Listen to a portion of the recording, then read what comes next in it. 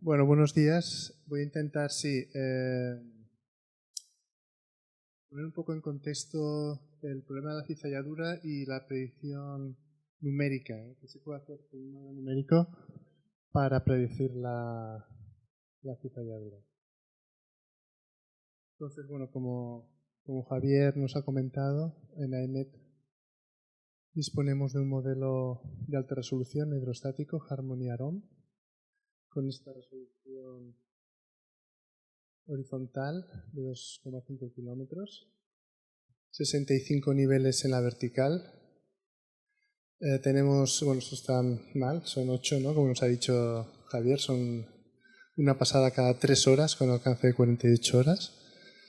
Es no hidrostático y la convección, es decir, las tormentas, se predicen de forma explícita. La simulación de datos es 3D y disponemos de 2 dominios, uno en la península ibérica y otro aquí en Canarias.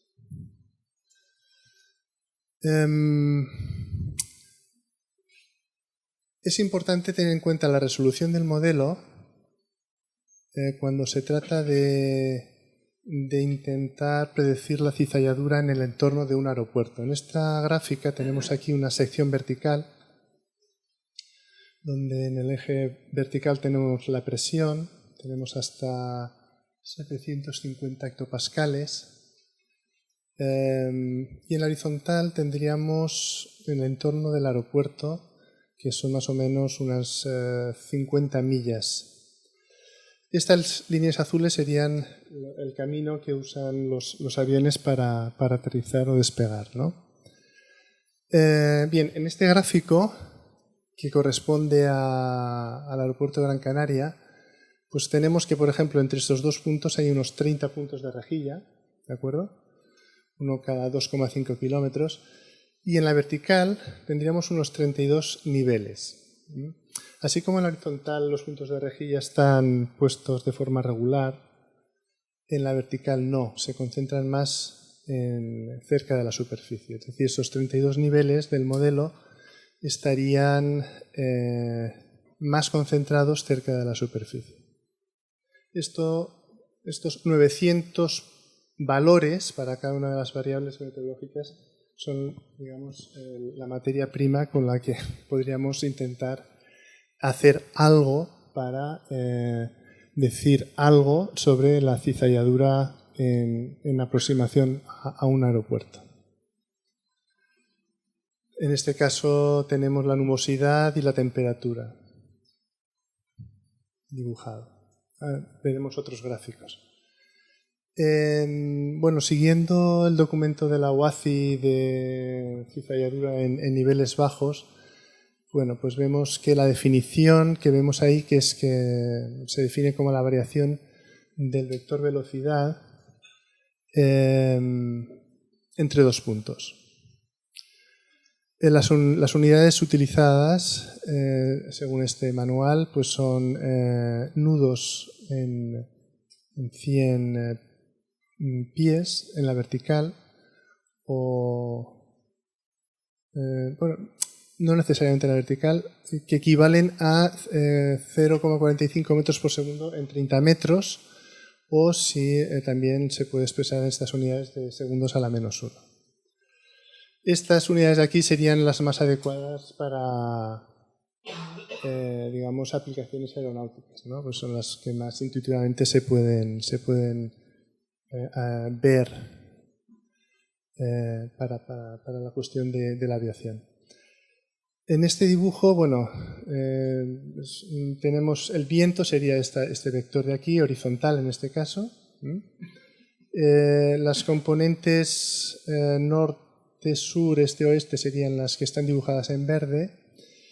Y no soy ingeniero aeronáutico ni piloto, pero tengo entendido, según el documento este además, que bien, el viento, si el avión va en esta dirección, tendríamos esas dos componentes del viento, una en la dirección de movimiento del avión, otra en la dirección transversal, y es la variación de esta componente en la dirección del avión la que puede producir más problemas porque puede producir, por ejemplo, cambios súbitos en la fuerza de flotabilidad, el empuje que sufren las alas. Sustentación, gracias. Entonces, esta componente, digamos, sería más interesante. Siguiendo con este documento de la OACI, bueno, estas serían las situaciones meteorológicas que ahí sitúan como potencialmente interesantes a la hora de que haya cizalladura. Una que pone es el perfil del viento en los niveles atmosféricos más bajos, que podrían estar bien representados por un modelo numérico. Otra es el flujo del viento en torno a obstáculos. Hay que ver cuáles son las dimensiones de estos obstáculos, si son pequeños, grandes, en fin. Si es una isla entera o es un pequeño montículo, incluso edificios. Corrientes aéreas que acompañan las superficies frontales. Brisas relacionadas con la presencia del mar. Tormentas y otros fenómenos. Entonces, la pregunta que me orienta a la hora de hacer esta presentación es ¿en qué casos un modelo numérico como el que disponemos nosotros en la EMET de alta resolución es útil a la hora de predecir la presencia de cizalladura? ¿Es en todos estos casos o solamente en algunos de ellos, ¿no? ¿Y por qué? Entonces, si empezamos por el primero, no están en orden, pero uno de los casos sería cizalladura por la presencia de orografía. Entonces, con una resolución de 2,5 kilómetros horizontal, se podría describir relativamente bien flujos alrededor de obstáculos del orden de 20 kilómetros. Esto es aproximado, lógicamente, ¿no? Pero las islas tienen unas dimensiones superiores a estos 20 kilómetros, por lo tanto, vamos a ser optimistas y decir que efectivamente el flujo atmosférico alrededor de las Islas Canarias se puede describir bien, relativamente bien, con este modelo. Otro problema donde podría haber cizalladura es la convección. Los modelos numéricos predicen la convección, la predicen efectivamente, pero no son capaces de predecir con exactitud los sistemas convectivos, es decir, dónde va a aparecer un sistema, cuándo, la intensidad, el movimiento, etc., ¿no? Y esta limitación tiene que ver con la técnica de la predicción, pero también con la naturaleza caótica de los fenómenos convectivos. Es decir, la predecibilidad de una tormenta con detalle es baja, ¿de acuerdo? Con lo cual, con los modelos numéricos como el Harmony Aron podemos decir que mañana, esta predicción es de H más 40 o 34, no sé, al día siguiente va a haber convección en determinadas áreas. Podemos estar bastante seguros de eso, relativamente. Pero no vamos a saber los detalles que podrían ser interesantes a la hora de decir, bueno, va a haber cizalladura por convección en Palma de Mallorca mañana a las 9, eso es imposible, ¿vale? Sabemos que sí que pueden haber fenómenos convectivos, pero no dar detalles. Detalles, por ejemplo, como cosas que se ha mencionado esta mañana, ¿no? Hay una célula tormentosa, pues hay corrientes descendentes potentes que producen cambios de aire en la dirección del viento, tanto en la vertical como en la horizontal, bruscos y bastante impredecibles. Por no hablar de la formación de tornados, ¿no? De manera que ahí hay un límite. En cuanto a la brisa, podemos ser más optimistas. Los modelos como el Harmony Aron son bastante hábiles en la predicción de las brisas, porque son fenómenos menos violentos, más predecibles, y por lo tanto son bastante útiles para predecir la cizalladura. Aquí pongo un ejemplo de Palma de Mallorca. El aeropuerto está aquí, cerca de la costa, y por lo tanto está muy influido por las brisas. En este caso tenemos una situación en donde había una componente marítima en esta parte de aquí, y después por la parte noreste, pues había una componente más de tierra, digamos, ¿no? Si hacemos una sección vertical a lo largo de esta línea aproximadamente, veríamos algo así. En color rojo y azul tenemos la componente del viento perpendicular a la sección vertical, es decir, sería la componente del viento que sufre un avión lateralmente. En azul sería hacia afuera y en rojo hacia adentro. Y después las flechitas tenemos la componente del viento horizontal en la dirección de la sección vertical. De manera que, por ejemplo, en este caso, si os fijáis aquí hay unas flechas en dirección hacia la izquierda y aquí hacia la derecha con un cambio en la dirección del viento que es puramente debido a la brisa. Aquí tenemos viento de componente marítima y aquí tendríamos el viento de componente terrestre, tal como se observa aquí arriba. No solamente tenemos este cambio de viento en superficie, que es lo que nos podría dar el EWAS o etcétera, sino que también podemos ver la estructura vertical de esta variación de la dirección del viento. Entonces, en cuanto a brisas, como os decía, bueno, yo creo que podemos ser más optimistas a la hora de predecir si va a haber más o menos cizalladura. Otro tema es el de... Es el de la turbulencia y la cizalladura. En este documento se habla de la turbulencia como una fuente de cizalladura, y lo es, ¿no?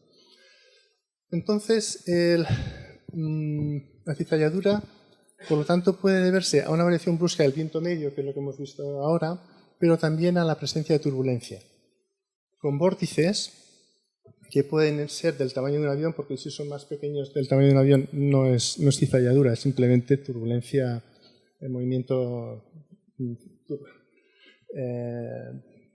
brusco.